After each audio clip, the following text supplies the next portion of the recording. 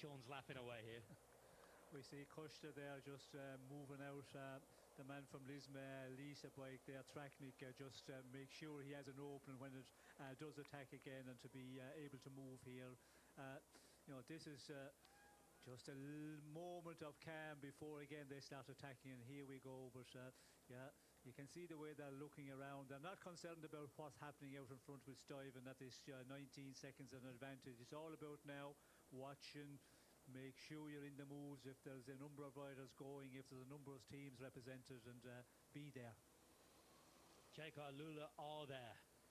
Also joining us and here, Robbie McEwen and Larry Warbass. Robbie, I'm sure you've been enjoying this first fast and furious few kilometres. Very much your style, but what's coming isn't? the flat part had been my style. If I was ever going to try and get in a break, or probably more like help the team get into the break, a little bit like Geraint Thomas, yeah, I'll be jumping with moves, and hopefully mine isn't the one that gets away, as his words to Matt Stevens pre-start. Yeah, the flat part is, I mean, it's still hard because we're stage 18 of the Tour de France, but it's about to get a lot harder, and where you may see riders just able to maneuver their way towards the front, follow wheels, get into a move, cover something for the team. That's going to get a lot harder to do from now on because the road starts to tip up and we're hitting the slopes of the first proper climb of the day.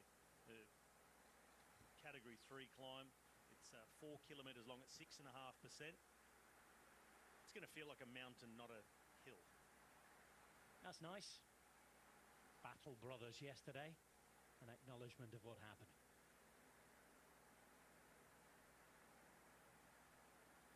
You're watching stage 18 of the Tour de France, and what a start it's been. Yes, a bit of deja vu. A big furious fight for the breakaway, but a different profile, a different parkour today. 3,100 metres of climbing, up and down on shorter ascents than the ones we saw yesterday. A very hot day, in the mid-30s of temperature. Beautiful alpine scenery, and the last chance saloon being entered for 90% of the peloton. It's the high Alps that are coming next, that are time trial to finish off. We have Jasper Stuyven just up the road, and riders desperate to chase him. Sean Kelly alongside me, Rob Hatch, in the commentary box. Robbie McEwen and Larry Warbass here as well. And Larry, I know you'll have been enjoying watching this rather than racing in this. Oh, I wouldn't have minded actually being in this one, but yeah, it's going to be a hard one today, and they're in for a lot of suffering because, yeah, on these last days, when you know it's almost sure to be a breakaway, it's an enormous fight, and it just never seems to end. So yesterday was really hard. We saw a huge fight for the breakaway, and yeah, they took the win. So everyone will be looking for the same today, and I think we're in for a long battle. Let's not forget about the updated GC as well. 2 seconds for Pogacar on Vingegaard. He lost 12 seconds to Remco Evenepoel. It's 3:11 from first and second. It's 5:09 from first to third. It's now less than 2 minutes from second to third. A rendezvous demain, I think, for more on that front. Jan Tratnik making it to the front. His mate is 2 wheels behind him. And then you've got 2 riders from EF as well. He said to Sean Kelly that they were hunting in packs. Class riders at the front. Class X riders to talk us through now about what's coming up today. Let's go and hear from the former Tour winner. It's Alberto. Well, we are in the Col du Festre, the first mountain difficulty of the day, a third category climb with a bonus. It's a 3.9 kilometre climb at 6.3 average percent gradient. It's quite tricky though. There are over 10 kilometres of climbing, and it's going to be fast, so we can expect many moves in order to take part in the breakaway of the day.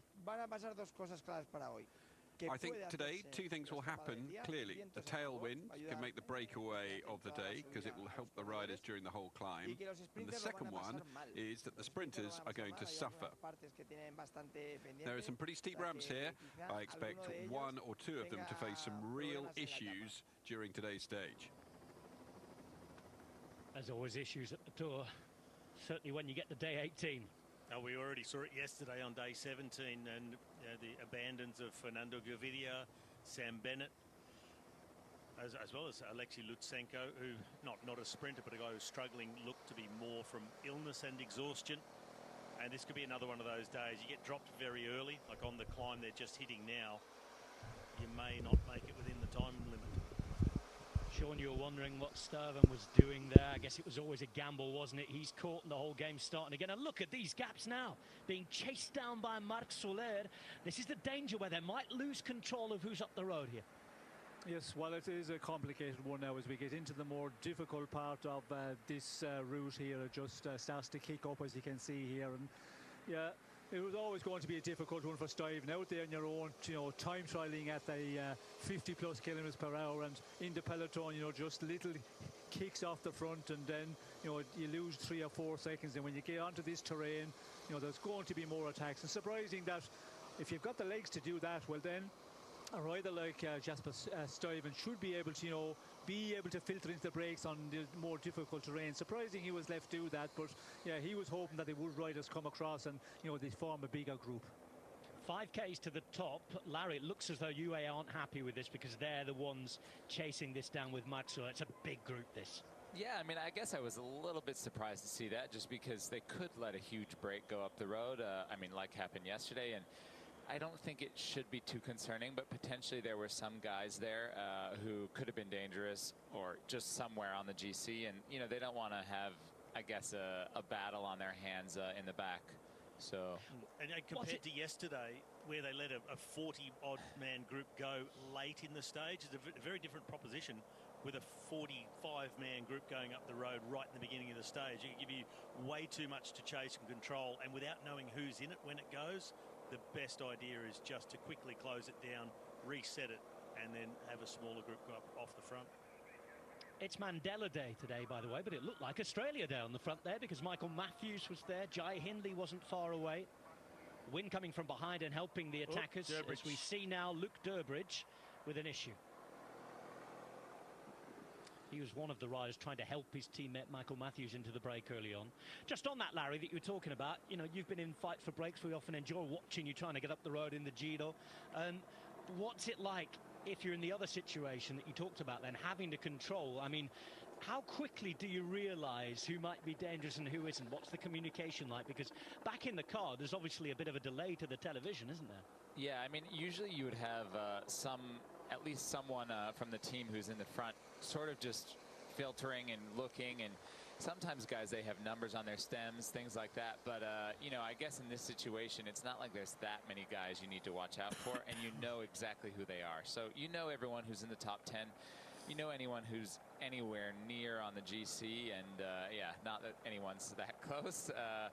And, yeah, so you just kind of... You float near the front and you watch what's happening, but I guess when there is a group of 40, you can't exactly see everyone who's in it. 18 minutes 35 from 1st to 10th in the GC at the minute, from Pogacar to Buitrago. Now, this is a group that has around 10 riders in it. Some strong teams there again. Red Bull Bora Hansgrohe trying to get 2 riders in it. You can see that Lidl Trek have a couple up there as well. There's riders across the front pretty happy, but there's always someone in a wide road like this who can sneak through, Robbie McEwen. Yeah, well, it's so hard to shut it down. You might have a teammate up there, but a road that's 25 metres wide is really hard to close off. I did notice Oyer Lascano from Movistar is one of the men who's made it into that move. Just going back to Luke Durbridge a few moments ago, something I just spotted, the way he changed bikes, he took his drink bottles off the bike, but then Matthew Heyman, the team director, said, hand those to me, just get going, because then, especially in a moment like this, so hard to even sit in the peloton, let alone ride off the front of it or ride back onto it after a mechanical. So that the rider's bottles are in the car, they'll come back to him. Here's one bottle, a little bit sticky. Here's another one, a little bit stickier. Get a bit of a pull off the bidon, and he's already made it back onto the back of the peloton. It's just the way it works. Well played, Luke Durbridge. Too honest for his own good there. Yeah, I mean, you really hope in that situation you have a director with a strong arm, because it can be hard to get back on. Is that why everyone's in the gym now doing weights? Yeah. We have a varying range of arm strength in our directing team, but... They're about to disappear. What's the situation going to be like when they come out the other side? You can see that Arnaud Delis starting to move up. Certainly last opportunity for him, but it might be a little bit optimistic. We will see. In the meantime, they're listening. They're always listening. Is this the Visma Lisa bike? It's the control room. Control centre. Yeah, they told them they couldn't have it on the race, so they had to go remote. Oh, no, they've got a big budget, but come on. Must have a big van, too. Jonathan's here to tell us exactly what it is, though. I was wondering whether you wanted me to chip in and actually tell you what it is, rather than the speculation that's going on. That's the Plateau de Bourg and Plateau de Bourg Interferometer is the name in French, owned by Noma, the largest astronomical project on European soil. That is an array of antennae, 15 meters in diameter, that can observe the goings-on out in space, the evolution of galaxies, stars and planets, and yeah, the biggest one of its kind in Europe, and it's just keeping us informed on everything that's going on up above. Well, I'll tell you what, they don't need to look far, because the Galacticos are here on the road, aren't they? They're flying.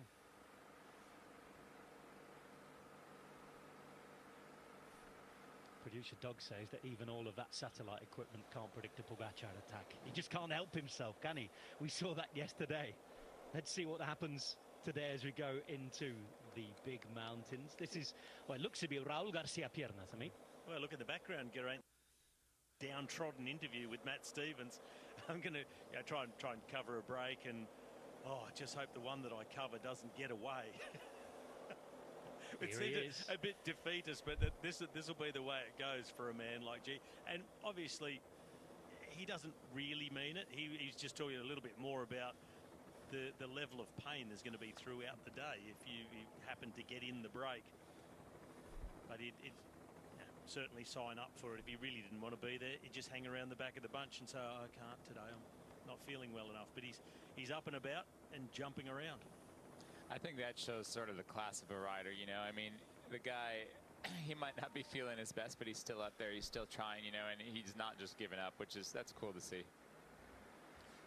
It's a big part of it, getting in breaks in the Tour de France. When you talk to the guys who get in them time after time, and you'll often hear them say, I'm as tired as everybody else. I'm hurting, but I know if I'm hurting, everybody's hurting. And if I can just go and go again, keep persevering, others just lose their morale as the pain increases. And they're the riders who just seem to get in the break more often than others. Ben Healy's a good example of that. And sometimes pre-race as well, you know, after being the breakaway yesterday, Geraint, he got a difficult time. We see him, you know, suffering quite a lot. And you feel that, yeah, you're really pretty cooked. But when you get out on the road, you get into the action, then, you know, you can feel a bit different. Looks as though that could have been the moment, but as soon as we see it, the next we get the instructions and the move to go again. Alpecin de Koning launch one. Rui Costa, the Portuguese champions, in here. Already a couple of Visma Lease bike jerseys at the front, including Wout van Aert. There's one chasing on here, but that's the gap up there. Geraint Thomas, who you mentioned, Robbie, is in that front group. A big gap they've got, but a lot of reactions coming behind, and also saw Jaco Walula, and I thought the second rider of them was Michael Matthews, who's been really active from the start. They've got one, I have the impression, up here in the group. Yep, that's Chris Jules Jensen is the man who's made the move. But in a group like this, any team that's going for the break would have said, a group this size, got to have two. And you've got to go for your main man, the one who can get the job done at the end of the day. It's not just about being represented in the break, it's being able to win from the break. Gesture, Garcia Pierna, Healy's in there. We saw Sobrero up there. Thomas has been spotted as well. Jake Stewart, I think I saw for Israel Premier Tech. It's a very strong group that's just starting to split and attack each other, with it being so good. I think that Mywhoosh is there as well. Mywhoosh has been spotted, as well as Tobias Haaland Johannesson. Still splitting off the front of it too. And still a good way to the top, gents, as well. Yeah. 4.5 Ks to the top yet. Yeah, you can't just get in this group at the moment and think, well, this is it, we're away. You need to keep pushing really hard. I mean, look at the proximity of the peloton, because there's still riders trying to jump away from the peloton, ride their way across, and others follow, and it threatens to melt back together. So you've got to keep pushing hard. And Carapaz on the move again. And he's following Oyer Lascano. And Rick Mass had tried to set things up there. Look at Lascano. Pain etched on his face as always. He has some watts, that's for sure. What a monster. Oyer Lascano then, from the heart of the Basque Country. Moving into the final 4Ks of this climb, Sean Quinn is here. This is the part that is categorized, by the way, but as we've seen, they've been climbing for a long while. If any of us went on our bikes to ride this today, we'd be looking at the profile and saying, oh, we're more than halfway up now. For these guys, it's just started. That's one of those horrible ones. Yeah, they put the sign out that says, here's the start of the climb. You're like, oh, really? Is it? Since we've been going uphill already for 4K. Looking down at that front group, and it was Bart Lemon who was with Wout van Aert. Jo Jensen, you guys spotted. Thomas as well. Geraint Thomas, that is. Bernard and Squinch, Almirai, Hindley and Sobrero, he mentioned. Mywhoosh too. We saw Sean Quinn, Captain America. Ugo Ull was there with Jake Stewart. Mühlberger trying to be joined by Lascano, Vonenbroek, Garcia Pierna, Johannesson, Gassignan, and out the back, oh, it's hurting Niels Eekhoff, and it is hurting Robert Gees. and Arnaud Demar. Well, we heard that just earlier from Alberto Contador. He said this is the sort of stage can really hurt the sprinters. If you're having a bad day, you're going to get found out and you'll be in trouble. They're dropped on the very first climb. This is a massive danger for going outside the time limit if things don't settle and they're unable to rejoin the peloton. Carapaz has made it with Lascano. But so has everyone else. Back, yeah. Yeah, I think we're going to see now. I'm here next to Stephen de Jong, the director from Little Trek. Stephen, a hard start to the day. How do you see it going for you guys? Well, at the moment we have 2 guys in, so that's good, and it seems they slow down, but for sure some team is not happy, so I think they will open it up again on the climb. And is there a particular point where you think it will go today? Well, yesterday it took 112 kilometers, so I hope it doesn't take that long today for them. No. And is there a rider in your team you really want in the breakaway in particular, or is it anyone? Well, it could be really good if Jasper is in, because I think the final suits him really well. Good luck today, Stephen. Thank you. I hope there's more to fire from Jasper Stuyver, because he has already put in one big effort. It was coming back, just as Adam was suggesting there, and getting the suggestion back at the same time from the man who's out on his bike at about 5 o'clock every morning, riding the dawn patrol, as he calls it, Stephen de Jong. I wonder if he did a recon of this climb this morning.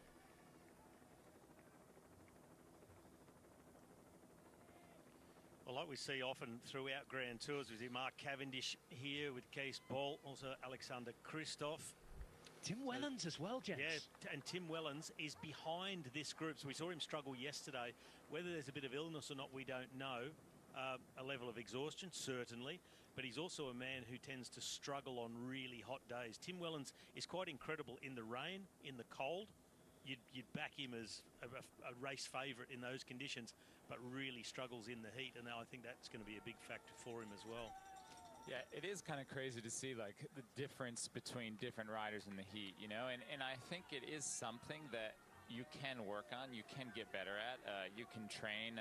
You know, a lot of teams are using this core device now to measure core temperature, but even without that, it's just, yeah, you can do indoor trainer sessions, heat sessions, and even if you live in cold places, you know, now people are, yeah, they're doing these hour sessions on the home trainer. Now people are wearing paint suits, things like that, to really sweat. And I mean, I think it's almost necessary if you're going to do a race in the heat now. It's almost like you could even consider it unacceptable. You know, you wouldn't not train to do the Tour de France. You wouldn't not ride your bike. And now I think to neglect doing heat training and heat preparation for a hot race like this, you're just leaving, yeah, gains on the table. So I think we're going to see more and more of it as the years go on, and I think, yeah, guys like Tim Wellens, they'll get better in the heat then. Look at this, he was at the front a minute ago, now at the back, Rui Costa. How fortunes can change in the click of a finger. And yes, Tim Wellens is one to worry about maybe here if he's being dropped before a lot of the sprinters. We know he's a fighter. We also know it's not his time of year. I think there's a rumour at one stage they were going to rename February Tim Wellens month. He seemed to win every race in it. But here we are at the front. And again, this group working to try and get away. Still with Wout van Aert, Geraint Thomas. This is Michael Matthews. Left-hand side, you can see Michał Kwiatkowski's there again. Alex Aramburu, Spanish champion. Ben Healy. Wout Poels. Tom Schoentz at the back. The man pushing the pace a lot in this group is yesterday's winner, Richard Carapaz. Now, once you get one, the confidence is there for number 2, isn't it? And Sean Quinn's there with him this time. As we're going to go to the radio, and after that, Sean Kelly. Ça casse à l'avant aussi, hein. Allez, ça la pédale les mecs, hein.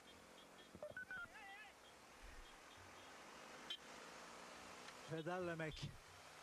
Keep on pedaling. Well, if you don't keep on pedaling here, you're not going to be in this peloton or even the cavalcade of cars. We can see the effort everybody is making here, you know, out in front. This big breakaway trying to form, and you know, talking about Carapaz trying to keep it moving here. Healy, I think, is really up for today. So you know, that is what we talked about earlier. Numbers, you know, the tactic within the teams. When you get a split like this, try and pull it away. But, you know, still a lot of action on the front of the peloton. But we can see, you know, this is a really strong group. And 30 seconds back to the peloton now. It looks like it's closing down here. So this could be the big one of the day. And the last carriage, the last jumpers on that train seem to be Valentin Madouas and your teammate, Larry, Dorian Godon. Yeah, you know, he was actually someone I was thinking could be a good card for today. I don't know how his form is. You know, he was up there a bit yesterday, so he couldn't be too bad. But, you know, if it comes down to a small group sprint, he's someone he's incredible. You know, as we saw in the Tour of Romandy, he won 2 stages. So when he comes to the line after a hard day, he can be really, really good. So it'd be awesome for the team. And, yeah, great to see him take a stage if it was possible. 20 seconds now to the chasers, 45 seconds, and growing back to a yellow jersey group now that has 4 of its riders across the front. A couple of the rivals are there who are interested in the same thing happening are there as well. Wilco Kelderman in that peacock jersey. You can see here that Il Enfant Wilder's moved up with Mikel Landa, EF with Nielsen Paulus. He's happy, and here comes the yellow jersey, and once he decides to stop, that will surely be that. No Mathieu van der Poel, though, in the front group.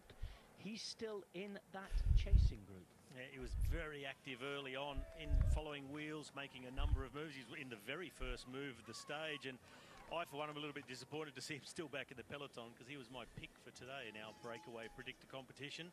So at the moment, it's looking quite like it's going to be nul point pour moi.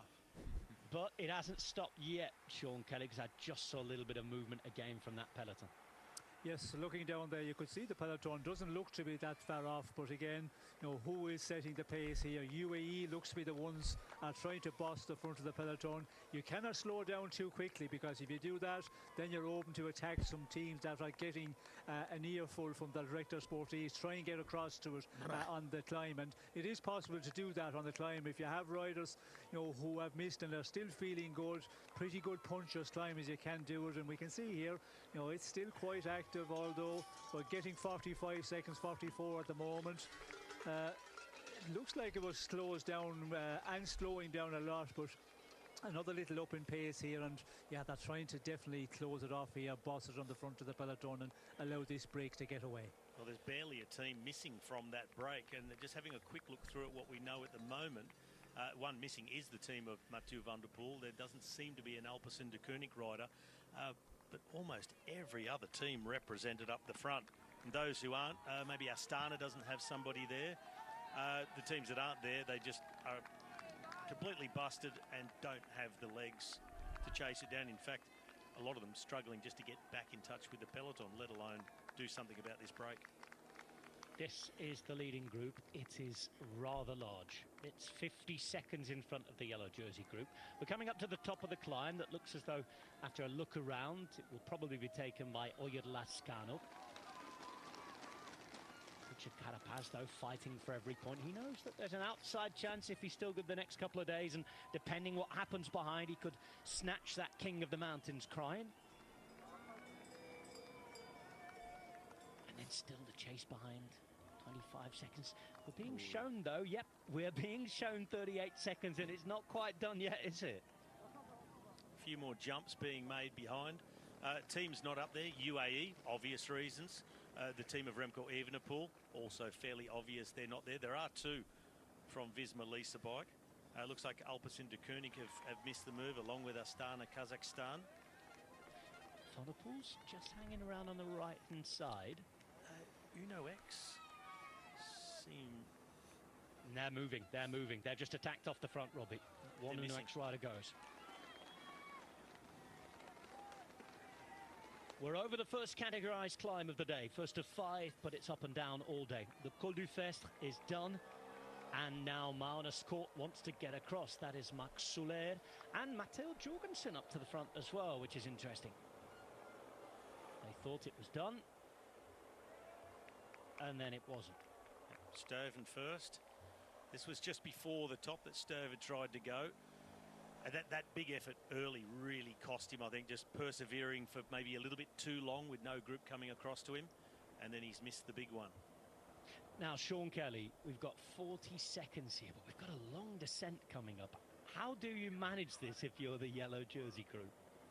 Well, the yellow jersey group, they are trying to leave this one and get away. We could see that, but it's not been allowed by some teams who are getting the call. And it's going to be an interesting one. 40 seconds on, we have a long downhill here. And riders like Stuyven, the big powerful riders, if they want to really push on here, we could see that advantage coming back. But yeah, it's going to be an interesting one now in the next 10 kilometres approximately, to see will this be the one. It looked like it was all done and dusted at a point. Then it started to accelerate on the front of the peloton, and then again now it's back out to that 42 seconds. But we will see very quickly on the descent what the peloton is doing and who is pushing on there.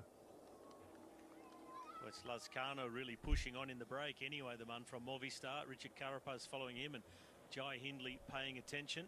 There is Mathieu van der Poel, active early but missed the big one. Almost looks like he's resigned himself to a day sitting in the bunch now. It's been rather strange to watch Van der Poel at this tour, hasn't it, Sean? I thought he would have been much more on our screens.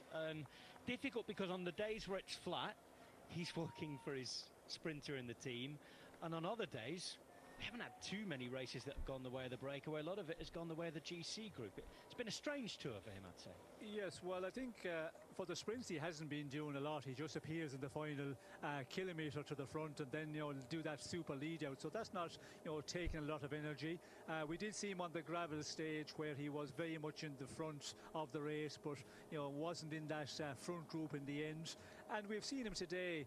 He makes it maybe a bit too much of an effort, but that's the style of racer he is as well. He just loves racing, and when you're in a 3-week tour, that's where you have to be real cute and real clever, and you have to be able to read it a lot. Where in the one-day races you can go out and you can belt it there, and you get away with that. But in a 3-week race, if you make those efforts, well, then it just catches you very quickly. And when it's a difficult day to get into the breakaway, you have to be so careful not to make those efforts unnecessary.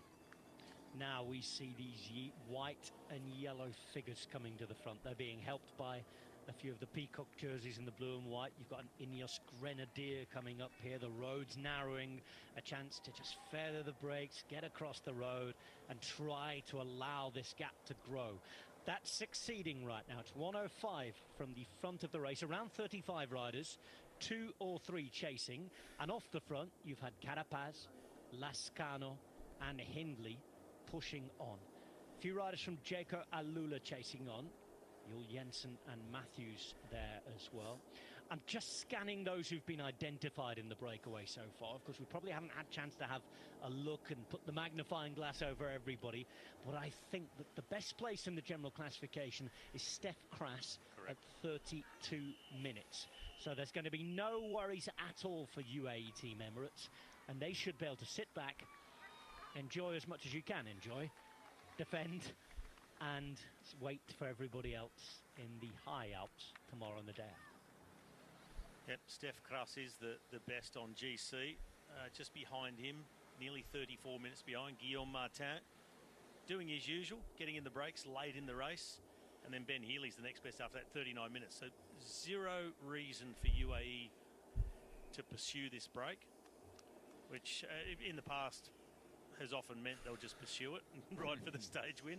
But we're not getting the terrain at the end of the stage for a Tadej Pogacar all-out assault on a stage win.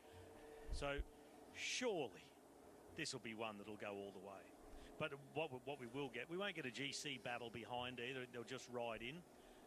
But in a group this big, this should be an incredibly tactical battle all the way to the finish. Hey, listen, we shouldn't have had a GC battle yesterday either, Robbie. Hold your horses. Exactly, that was what I was going to say, Robbie. I said it yesterday, the GC guys are going to ride in. There's going to be no battle at all here. After the battle in the earlier part, and, such a big group out front, but we did see the man again, Pogacar. He just cannot help himself, and I think he accepted that it was a little bit of a crazy or something like that when he was asked by journalists at the finish yesterday. And that's the way he races. He just loves racing, and that attack yesterday as well, it was so the normal thing from Pogacar, the way he does attack on those climbs. Yeah, just spur of the moment, isn't he? Sort of sees the opportunity, says, oh, why not? It's a race, I'll race. I think there might also be a little element of after the day they had with Visma doing what they did, trying to unsettle UAE, thought, I'll just remind you who's boss and I'll just nip off the front and put you in trouble again. But no, they won't go for this one, and there's nothing major climb-wise towards the end, so he'll sit still. Oya Lascano is in the break yet again. Let's hear from him. Well, we're here with Oya Lascano. You've been trying since the start of the tour. This stage is a good one for a breakaway. What do you have in mind? Bueno, así es, como tú dices, well, like you said, today is a breakaway stage. Ni mañana ni pasado lleguen. Probably it won't make it to the finish tomorrow or the day after. So it's the last day for sure. Apart from the jokes, it's the last day for the breakaway, so we need to filter who gets in. We need to try to be at the front. Depending on who we set in, how we feel, we'll have to go for the stage win as well. I think we deserve it since we fought a lot right the way through this year's tour. We won't reveal the tactics, but in case you are in the breakaway, considering the route, you need to anticipate the attacks. What do you think the final's going to look like? Bueno, sí, como dices. Well, like you said, it's a bit of an unpredictable finish because of the slightly uphill part and the steep ramps. Nobody knows what can happen, so it'll be more about how you feel, seeing how people are doing in the breakaway, seeing how they do to get to the break, and once they're there, to see how strong they are and know how to play your cards best and try to fight there. So a bit of improvisation about knowing what you're doing. Well, good luck. I bet on you. No pressure, Oyer. Alberto Contador thinks you're going to win today. He's a beast, isn't he, Oyer Lascano? I love him. All terrain. Great surprise at the Dauphiné, seeing him up there in the top 10 on GC on such a mountainous race as well. The bad thing for Movistar is there are strong rumours that he won't be at the team next year, so we will see exactly what happens there. In the meantime, the yellow jersey group are nowhere near the front of the race now. It's gone to 2:21 whilst we were hearing from Lascano. This is Michał Kwiatkowski, the world champion, amazingly a decade ago now in Pontevedra. And he's just at the front here, yet again, already to a stage winner on a couple of occasions. He's with Geraint Thomas, who knows a thing or two about winning tour stages as well. Well, I'll just go back again to that interview pre-race with Geraint Thomas. He did talk about Michał Kwiatkowski. He said, he's our man for the break. We want to get him in there. And Geraint's job was sort of to go with moves, cover them, make sure someone was there representing the team. And said, I just hope the one that gets away doesn't have me in it. Well, Geraint, it's maybe not your lucky day if that's what you really meant, but we know how laconic he is, and you know, he'll be giving it everything in service of Kwiatkowski, because we have seen that Geraint even... Oh, that was close. Up against the back wheel. Ooh, a lot of front brake. That was close. Thankfully, that didn't end in tears. Nice for the highlights reel. Not so good for the shorts. Here we go again. Oh, the brown shorts are gone now, aren't they? They make a return. That was a good save, though. I have to say, that was pretty impressive. The little nose wheelie there. He's lucky he didn't go down. Well, I know they're in action at Lord's again this morning, and I think you'd say well held. Wow. Yeah, it's going to be interesting to see, though, because this is a really big group. So I think it's 35, 36 riders, and it's hard to get a group this big to work together. And so I think we're going to definitely see some attacks, and I think the goal will be fuga de la fuga, try to get in a small group going off the front. So it's going to be really tactical, and it'll be interesting racing to see. Chente Garcia Costa, your heart up. Let's go. By the way, Jono's corrected me. It's Trent Bridge today.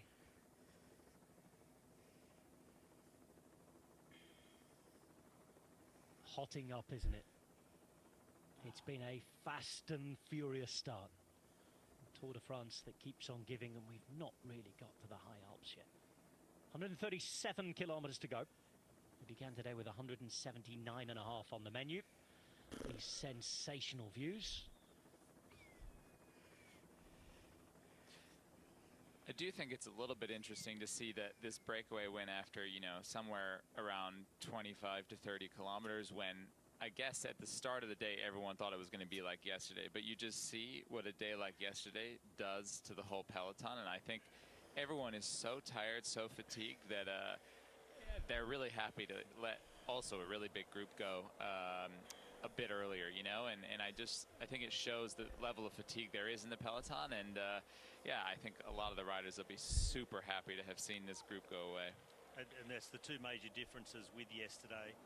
Today they're carrying the fatigue of yesterday, and we had a more difficult start. We had the terrain to allow the really strongest riders to make their mark with that early climb of the Cat 3. So you just didn't have that constant sort of flat to false flat roads where guys could keep jumping. A climb like a Cat 3 really sorts them out. But looking at the composition of this group, I'm about to pop out after my first little stint today, but I'm interested to see who goes longer range to try and leave this group, whether it's going to be Ben Healy or Victor Campenaerts, and I'm going to go with the Belgian. I think he's going to try and go really long range. He doesn't usually hang on and wait, does he? Let's be honest. He Yeah, likes to do things his own way. That's for sure, but I definitely think he has to, you know. You have to look at some of these guys, yeah, Campenaerts, Healy, maybe a few others, because when you look at some of the names, there are actually some really good sprinters in the group with Van Aert, with Matthews, my teammate Godon. I mean, there's some strong sprinters in this group, and you don't want to go to the line with them. So we'll see a lot of action, I think. Aramburu, another maybe to add into that category as well. It's a really, really solid group up the front, and one, Sean Kelly, that's going to provide us with quite the fight and quite the spectacle today.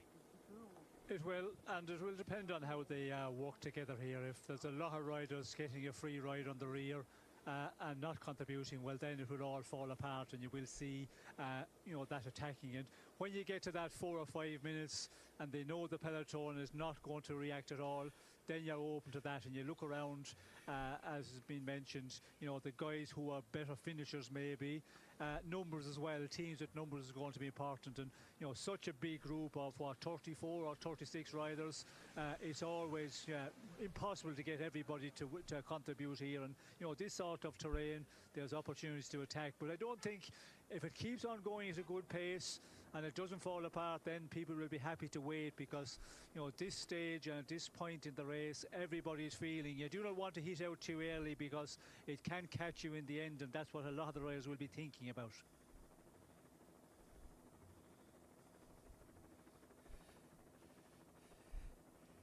Over 3,000 metres to climb today, and we've only done 25% of that.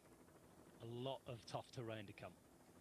TV Joe's about to rejoin us, and I'll go through the list of everybody who's made it up the road.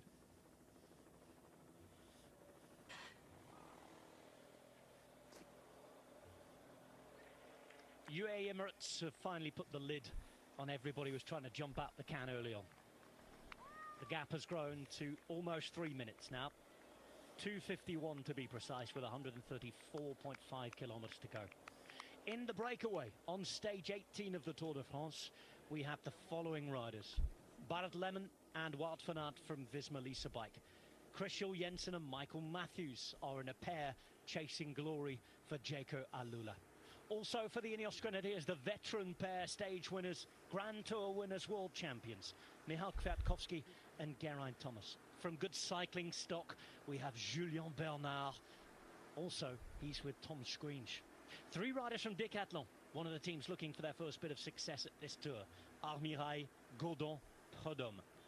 Wout Poels is the representative. Here he is right at the back of Bahrain Victorious. Remember, he left it late last year, but took his Tour de France stage win. Jai Hindley's here, Giro winner and yellow jersey wearer. He's with Matteo Sobrero. Remember, a Giro d'Italia stage winner himself in a time trial.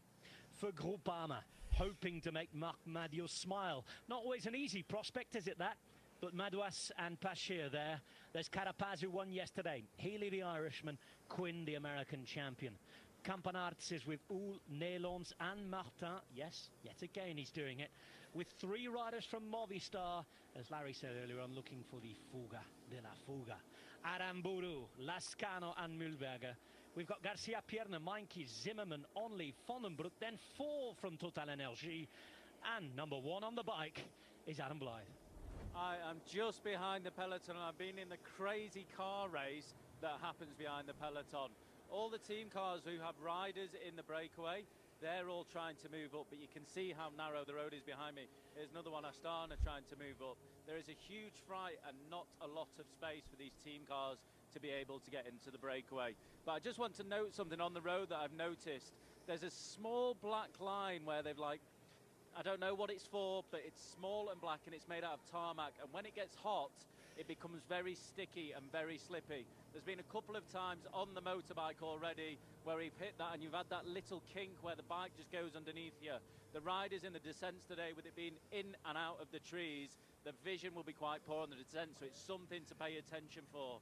On days like today, you can become very calm, very complacent, and just switch off ever so slightly. So the riders, for me, you always need to be switched on because it can go dramatically wrong on roads like this. I'm going to leave you with that. Back to the commentators. Super insight as always. Thanks, Adam. Hold on down the hill there. Well, 4 riders from Total Energy. We had a jump to Adam there. Let me name them. Stef Kras, the best placed in the general classification at 32 minutes, 58 seconds. He's with Paris-Nice stage winner Mathieu Burgodeau, Jordan Gégat, and the former French amateur champion, Matteo Verci. He's there as well on his debut Tour de France. Well, you're looking at Gregor Mühlberger here, the former Austrian champion, and Movistar are desperate for a bit of success on the Tour. He said earlier on, 11 teams have won so far out of the 22. And Larry gets to this stage in a Grand Tour. You're looking for success. I guess you don't need someone to tell you that the pressure is on in those teams. I know it's a situation you'll have been in before. Yeah, absolutely. You know, it's big stress and big pressure, and each day the meetings get more and more tense, you know, in the team bus. And, you know, if you miss a breakaway like this and you haven't won a stage, you're definitely, the mood is not good in the team or in the bus or on the radio. You know, I think I've had some days where the radio just goes silent for a period of time, which, yeah, you know, it's not a good situation, but you know, yeah, you do your best, and sometimes it just doesn't work out. So yeah, it's hard, but it's a hard sport, and yeah, you know, Grand Tours are not easy. So yeah, you know, we'll hope for some of those teams that haven't won stages yet, including mine, that they can pull it off today. And yeah, I guess any team that wins a stage in the Tour can pretty much be considered a successful race.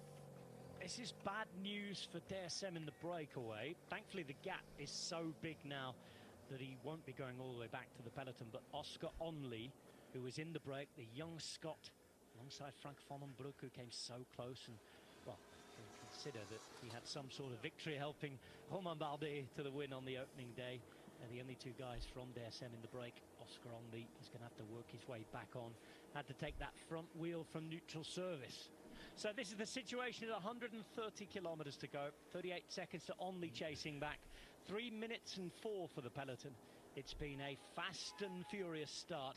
Time for me to hand over in the commentary box to Carlton Kirby. Thank you, Rob.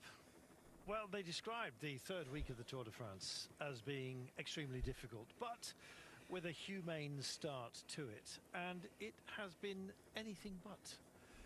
Oh, the frenetic start that we had yesterday that seemed to just last the entire stage. And indeed, today, it's done exactly the same. More of the same, you might say. And, well, who's going to bring themselves to the fore today? Well, there are some teams that are desperate for success. We've already indeed posted that. It was a surprise to me to find that Groupama France de Dieu haven't won a Tour de France stage since Thibaut Pinot in 2019 on the Tourmalet. I've been racking my brains trying to think of anybody else who may well have come through, but desperation stakes for them. And finally, they've managed to get, well, some pretty handy riders up the road, as you have seen. Mywhoosh and Quentin Pacher are there. Clément Rousseau was having a dig a little bit earlier on today as well. But it's not just them. There are other teams that really desperately need to get something today, and that accounts for the very, very large breakaway group that we have got. If Oscar Only can get back in, it will number 37. 3 minutes and 2 back to the peloton, and it seems like a little bit of calm is washing over us all. But essentially, we've got two pelotons at the moment. There's a lot of riders up front, and there's bound to be some inconsistencies as to the amount of work that they do amongst themselves. And surely this can't last as a cohesive group to go all the way to the end, no matter what the deficits are overall. So a fight, a battle within the front group. I don't think we'll see any GC action today, as yesterday was such a strange one from Tali Boccaccio, who kicked on. He'll be saving his resources for Isola 2000 and Corleone, the next two stages that will carry us to, of course, ultimately Nice and the time trial. So there's been plenty to talk about so far today.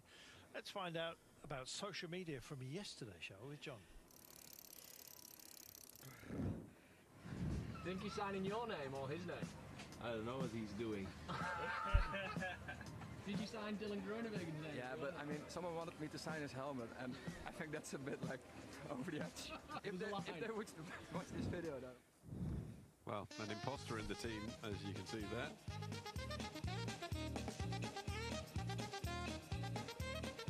And that is what it was like yesterday. Absolutely extraordinary.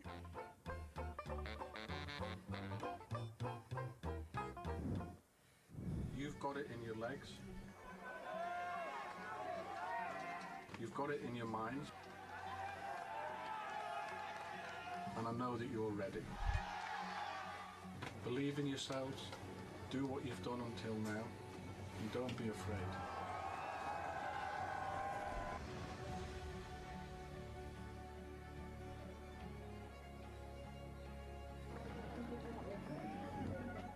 Well, they weren't afraid. Thank you.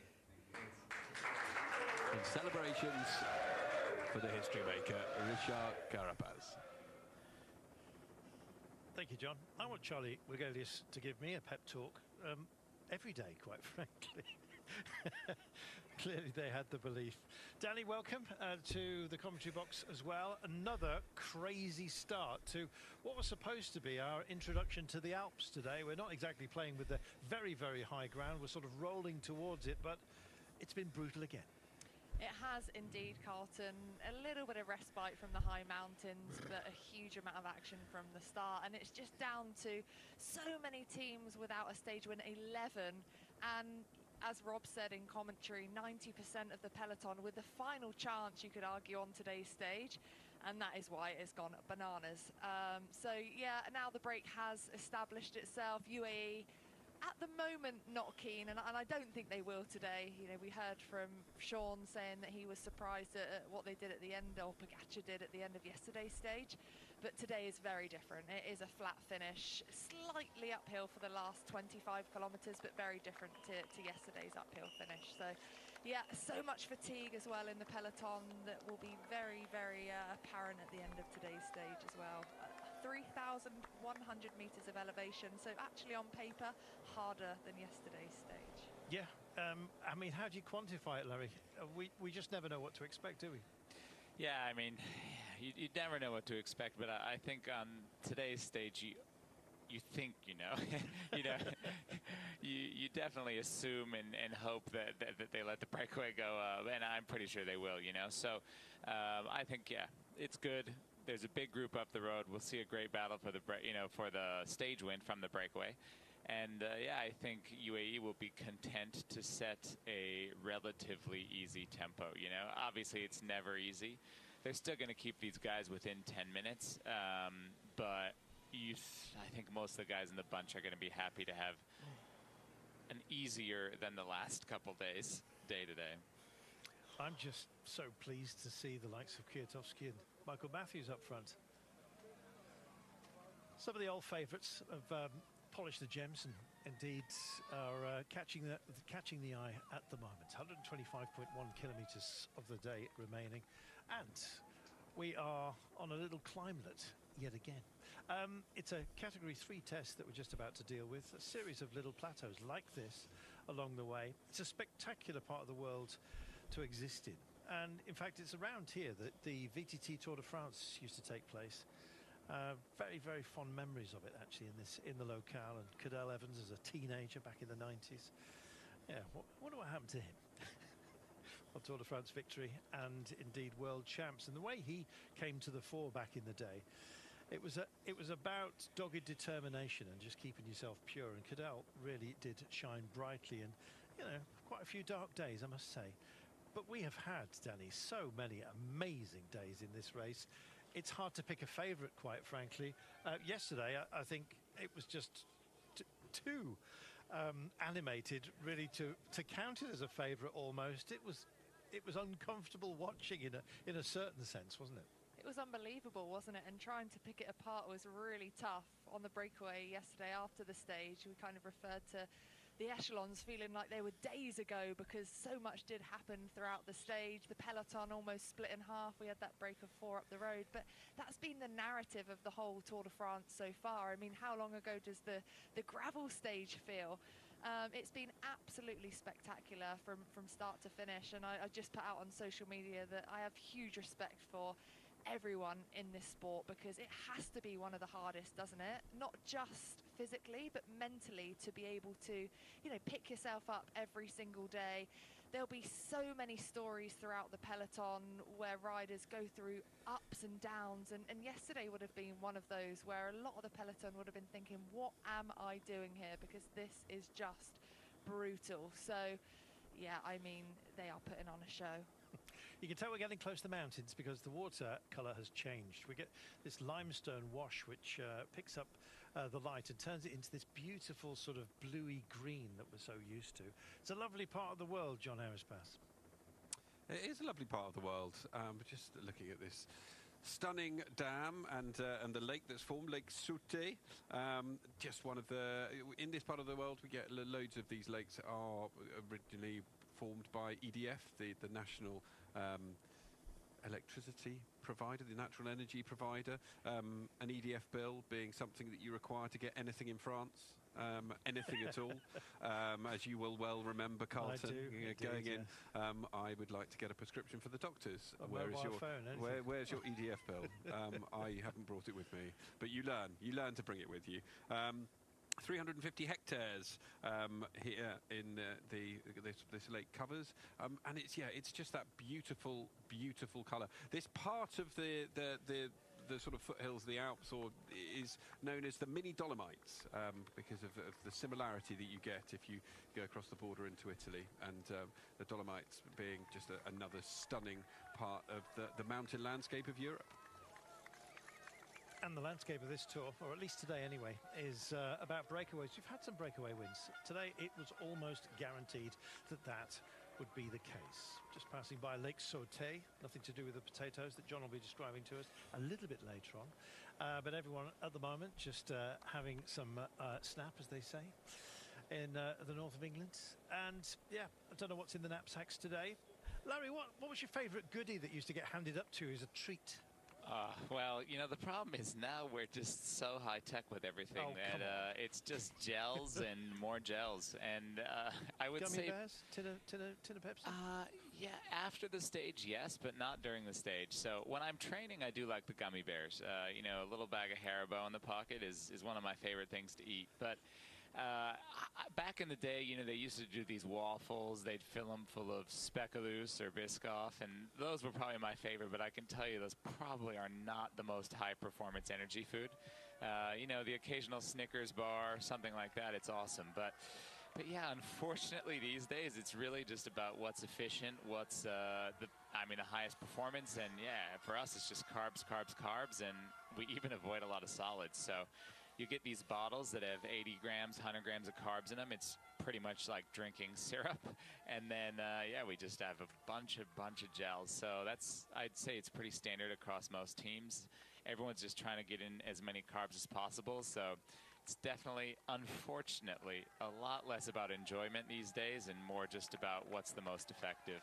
What about the rice cakes, Larry? The famous rice cakes that Swan Years make, and they fill them with, a rider's favourite filling. I know a lot of the Italians that I rode with really liked the savoury flavours.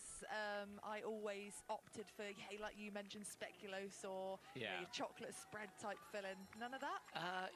Unfortunately, a lot of people are avoiding the rice cakes now as we see a little sprint. Yes, exactly. Let's deal with this first. Just getting a little bit animated. Carapaz is in greedy mode at the moment. I think he's collecting some of the prize money, quite frankly, to try and hand back to the Swannies, who may well have some options on the prize money. Did Loscano beat him to the line there? Quite sure. Looks like it. Looks like it, yeah. So a little bit of chit-chat. Sorry about that. I interrupted you. Oh, no worries. Yeah, no. So the thing is, unfortunately, even a lot of the rice cakes have started to disappear because it's even sometimes now it's hard to quantify exactly how many carbs are in each one. So, yeah, everyone's like, okay, I need to hit 120 grams an hour or 100 grams an hour, and just having something that has the exact number, 40 grams of carbs, 30 grams of carbs, people prefer that to even eating these rice cakes. But at home in training, a lot of us, we do I make my own rice cakes. I even experimented going into mochi this year. I started to make my own mochi, which to my training partners that I gave, my test samples to, they approved.